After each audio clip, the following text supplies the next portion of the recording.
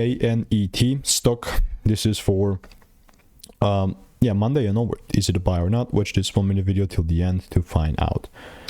So first a glance at Arista network stock. Where were my drawings, man? Yeah, we got split, that's why. Yeah, sure. Like, you can see like the whole time, like I have lines pointing towards the upside and whatnot. I don't know specifically where these things were and whatnot, but like something close to it. You can just check my previous videos. I'll remove all the drawings. Since we're now here, seems like we made a like all-time high or whatever.